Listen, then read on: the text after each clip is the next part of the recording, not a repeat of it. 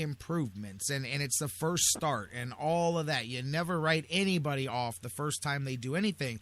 I think a lot of, like you said, a lot of the what ifs were gone, and a lot of the realities were left sitting there. And that's, you said, apologists all over the place. And I know that there's people, I joked to guys saying, hey man, I bought these jerseys, I bought these shirts, this guy better be good. But there's a lot more than that. There's people that spent a whole lot of their time as media invested in this thing, as front office. There's people that made decisions. There's a lot of stuff tied up into this, and for it all to come out here. And I found funny too, one of the stories coming out now from the game the other day was that Johnny supposedly told the Fox people in an offhanded comment while they were sitting down with him for pregame stuff during the week that he prepared more and did more work this week than he had done the entire rest of the season put together. Well, brother, that showed and then some out there on the football field the other day. But I wanted you,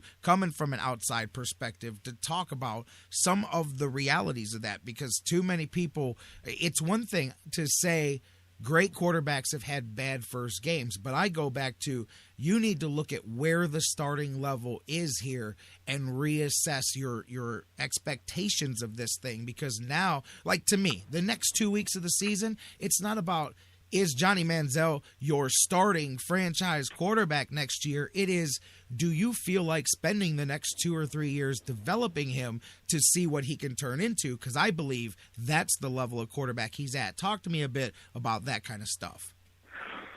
Well, it's not about having a bad game, because everyone has bad games. The best quarterback in football had the worst game of his career last week in Aaron Rodgers in Buffalo. Everybody has bad games. It doesn't matter if your name is Manning, Breeze, Brady, whoever you want to name. Everybody has bad games. It's not about having a bad football game. That's, people who think that are completely missing the point. All of those quarterbacks I just named have one thing in common. They go about it in different ways. They have different strengths, different weaknesses. But every single one of them has a tremendous, and when I say tremendous, I mean prodigious work ethic. All they do is football 24/7. That's their lives. And that's why they've reached the pinnacle they have. That's been the issue from Johnny Manziel, from day one. Dating back to, I talked to people at Texas A&M who freely admitted that their biggest concern with him at the college level was that he didn't do the off-the-field stuff that he needed to do to be successful. And he would show up on Saturdays, and it worked. So I wrote that people have talked about a sense of entitlement with Johnny Manziel. That's unfair because he comes from a well-off family. That's not an issue. That's completely out of bounds. It has nothing to do with it. He has a sense of entitlement, and that comes from his talent and his skill level. He was able to show up on Saturday without doing the necessary work off the field that he needed to do, and he was succeeding at a very, very high level. And no matter how many coaches told him that, you're going to have to do this, you're going to have to improve here. The bottom line is he showed up on Saturdays and he excelled. So when he got to the NFL, he heard the same thing again and again. This is a different animal. You're not going to be able to succeed at this level unless you start becoming more mature, working harder. And the bottom line is he's a young kid, and he took it as the same as he did in college. He heard it before, and he was able to just, throw his hat on the field and succeed. Hopefully, and it's really the Browns' only hope, is Sunday served as a wake-up call. And now he understands. Because it doesn't matter how many people tell you until you actually go through it. And, I know a lot of people like to wax nostalgic about college football, and and the atmosphere and how good Alabama is. Alabama isn't the Cincinnati Bengals. Nope. And you saw that. and by the way, the Bengals aren't even, I think they were 25th, 26th in defense coming into that game. Right. Alabama is not the Cincinnati Bengals. Never mind the Seattle Seahawks or the Detroit Lions or the San Francisco 49ers, the truly elite defenses in this league. You saw the speed. You saw Johnny Manziel have an open spot where he would have gotten 20 yards in college. It just engulfed him. That's how fast the players are at the NFL level. Hopefully, as I said, now he understands. And we're going to see.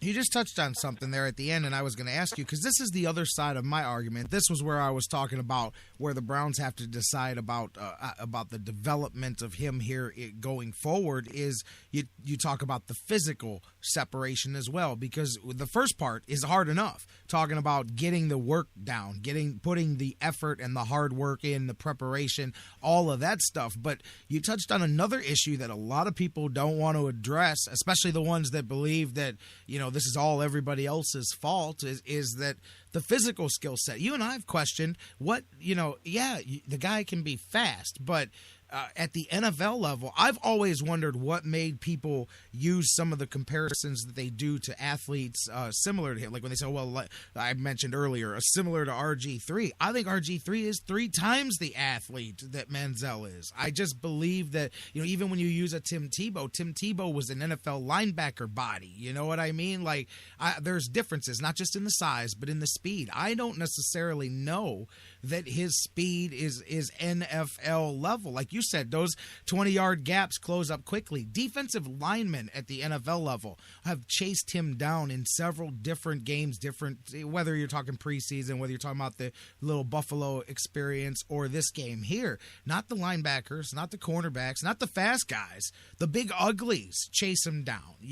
That is the other part that the Browns probably have to consider, is if he does get the first part right, if he does get the hard work and the preparation part down, how much of the skill set still translates, because if you can't run away from everybody, then you have to be able to become a solid quarterback, one or the other. Well, he has a significant skill set. I mean, it depends who you're looking at. If you're looking at RG3, no, he's not the athlete that Robert Griffin III is, no. But, I'll give you another. You go back to Aaron Rodgers. He is a better athlete than Aaron Rodgers. So when you see, a guy like Rodgers going around the end for one of those 20-yard back-breaking gains that he seemingly gets every week, except last week, you say there's going to be openings. Why? Because he'll kill you throwing the ball. So people. And the last thing, default setting is you're worried about Aaron Rodgers running, but he's a very good athlete, and he can kill you that way too. That's what Johnny Manziel doesn't have. No one is concerned with him throwing the football yet. So obviously things are going to close up, and things are going to close up quickly as far as him running the football. My biggest concern with him is unless he changes his mentality, and obviously you're going to have to be a throw-first quarterback to ultimately succeed in the NFL. But he doesn't have the frame to take a lot of punishment. If you look at other quarterbacks who are known for their running, whether it be Colin Kaepernick or Cam Newton, those are big guys. And even you've seen Cam Newton this year. Cam Newton, if you stand next to him, so you won't even believe how big that guy is. About 260 pounds. And he's been banged up beyond belief this year. There is no way a kid with that slight of frame is going to handle NFL punishment unless he changes how he plays football. That's just the bottom line. That's always been my biggest concern. Does he have the skill set to play in the NFL? Unquestionably. I think those people are off the reservation. And I know there's one guy from ESPN, saying he should have been a 6th-round pick. Yes, That's sir. absurd. That is absolutely absurd. I've talked to numerous scouts again. Some people didn't believe he deserved to be a 1st-round pick. I'm in that group. I think he should have been a 2nd-round pick because of his size, bottom line. and not necessarily the height more than the actual frame, as I explained. The slightness, yeah. But to say he's a 6th-round skill set, you're just trying to make news. You're just trying to get on TV. You're just trying to get interviews. That's absurd. That's completely unfair. No, I brought that up. What's that? I brought that up the other day, and I hear you about that. But I was in agreement with some of that. See, I go a little further than you. I don't go all the way down to the 6th round, but the 3rd round, middle round there, man. Even 3rd round, that's fine. I mean, that's fine, right. But that's a big difference from 6th round pick. That means the NFL views you as a potential starter, sooner rather than later, even at the quarterback position. They know it's going to take you some time. But if you're a 6th-round pick, especially at the quarterback position, that means you're basically a throwaway and you're going to be a practice squad or a 3rd-string guy. I can tell you unequivocally, no NFL scout that I talked to thought of Johnny Manziel like that. A lot of them had concerns. A lot of them had issues, as I said, with his work ethic. A lot of them questioned whether he could take the pounding. But as far as pure physical abilities, stop it. He's not a 6th-round kid when it comes to physical skills. I've got to tell you, some of the things we've talked about here, a funny story, talking about the different narratives and the way different people will present information in the news. It's hilarious. And I love being able to talk about all different sides of this stuff here. But for those of you that haven't seen, in the last little, saw ESPN put out an article, and this just sounds so stalkerish, but ESPN spotted Manziel's car arriving at the Browns facility at 7 more than 5 hours before practice. Then a different place follows up with a report that he was also there for an 8:30 meeting. But ESPN reported it as he showed up 5 hours early for practice because he's, being more serious this week. It's so funny to see the same set of facts reported differently either way. But either way, it's a good sign to see him show up 5 minutes early for all I care. Anything you can do to continue to try to... I mean, there's no way. No matter what you think of the kid, there's no way that he didn't go home and have a come into Jesus moment when he looked at himself in the mirror Sunday night and say, I've got to do more. I've got to work this, and this. And if you want to blame it on everybody else, if you want to say nobody tried for him, then he's got to figure out how to get them to try for him. Just like we said, Well, I got a kick out of that too. I mean, all these things. I mean, the week before it was Josh Gordon trying to undermine Brian Hoyer. I mean, everybody wants a conspiracy theory. The bottom line is, most NFL players just want to win on Sunday. John, and they don't care who's playing quarterback as long as they're winning and getting in the playoffs. John, the Browns they could care less what the name is. The Browns beat writer this morning is reporting that there were players on the Browns that shunned Manziel during pregame introductions and refused to shake his hands. And, I mean, that is the narrative that is starting to turn in many parts of the media, especially the ones that are more pro-Manziel, is exactly that. But Mary Kay Cabot, she reported this morning that there were players that refused to shake his hand. And the idea is, amongst that portion of the fan base, is that this entire team warned Mike Pettin not to replace Brian Hoyer, and out of their loyalty to Brian Hoyer, they tanked on Johnny on Sunday. I think that they tanked, but it wasn't for Johnny. I think they tanked because of the season. I used to be a beat writer. I feel for beat writers. It's a very difficult job to constantly come up with a storyline each and every week. I don't know what to say to that. I mean, you can't have it one week one way and another week. Are there people in that locker room that wanted Brian Hoyer to start? Of course. Are there people in that locker room that wanted Johnny Manziel to start? Yes.